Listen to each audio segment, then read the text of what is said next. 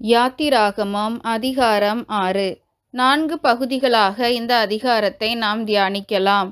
1. யெகோவா. 2. இஸ்ரவேலர் மீட்கப்படல்.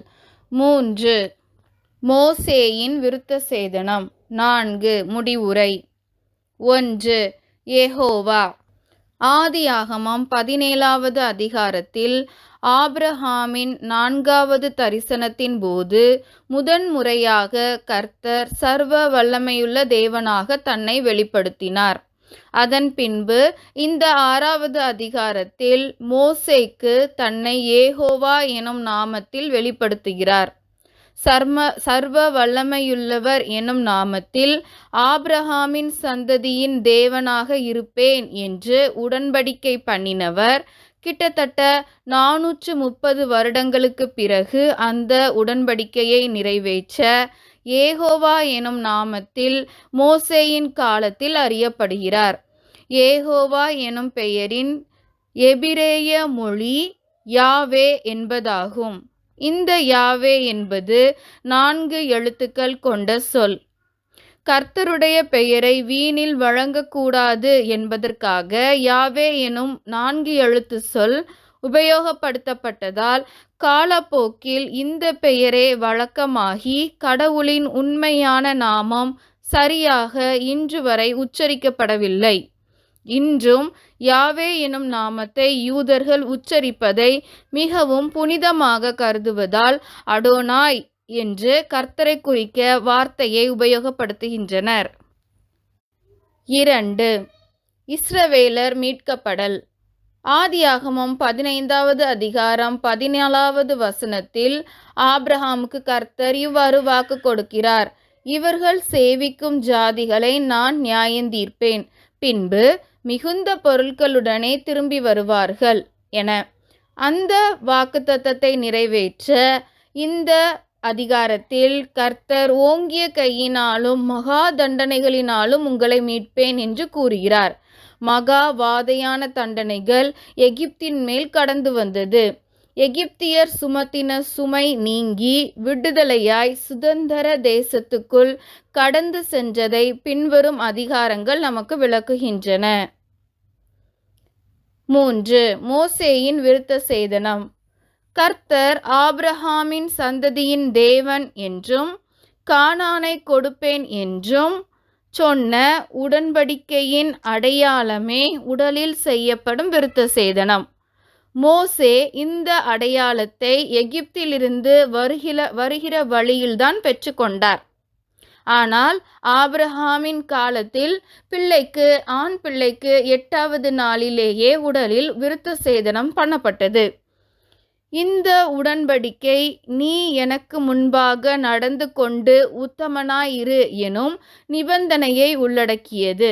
அதாவது கர்த்தருக்கு முன்பாக நடந்து கொண்டு உத்தமனாய் இருக்கும்போது கர்த்தர் தாம் சொன்ன உடன்படிக்கைகளை நிறைவேற்ற காப்பாற்ற வல்லவராயிருக்கிறார் என்பதாகும்.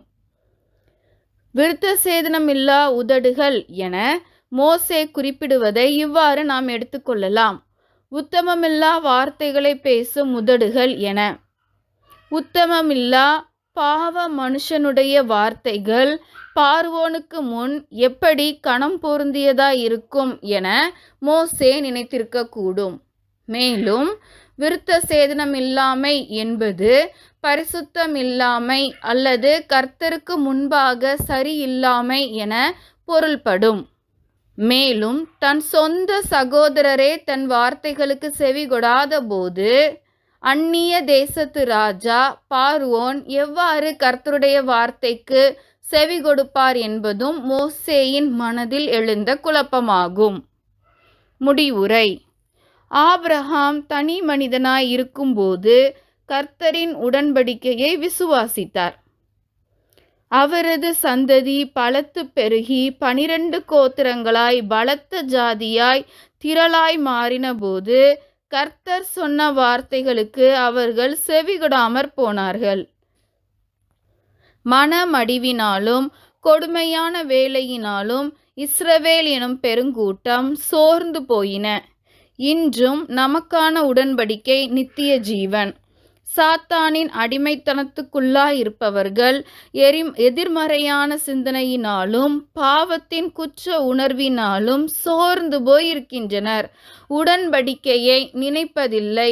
கர்த்தர் மேல் உள்ள விசுவாசம் படிப்படியாய் இன்றுள்ள காலத்தில் குறைந்து வருகிறது. மேலும் 13 முதல் 30 வரையிலான வசனங்கள் மோசே ஆரோனின் வம்ச வரலாறை உள்ளடக்கியது. 3 கோத்திரங்கள் இதில் குறிப்பிடப்படுகின்றனர்: ரூபன், சிமியோன், லேவி. ரூபனும் சிமியோனும் இங்கு குறிப்பிடப்படுவது ஏன் என்பது சரியாக விளங்கவில்லை.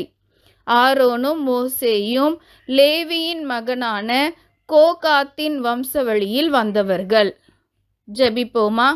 அன்பின் பிதாவே, நீர் வாக்குத்தத்தம் பண்ணினதை நிறைவேற்ற பலத்த கையினாலும் ஓங்கிய புயத்தினாலும் இறங்கி வருகிற தேவனாயிருக்கிறீர் என்று விசுவாசிக்கிறோம். இன்றும் எங்களுக்கு நீர் வாக்குத்தத்தம் பண்ணி இருக்கிற நித்திய ஜீவனான பரம கானானுக்குள் எங்களை வழிநடத்த வல்லவர் என்கிறதை விசுவாசிக்கிறோம்.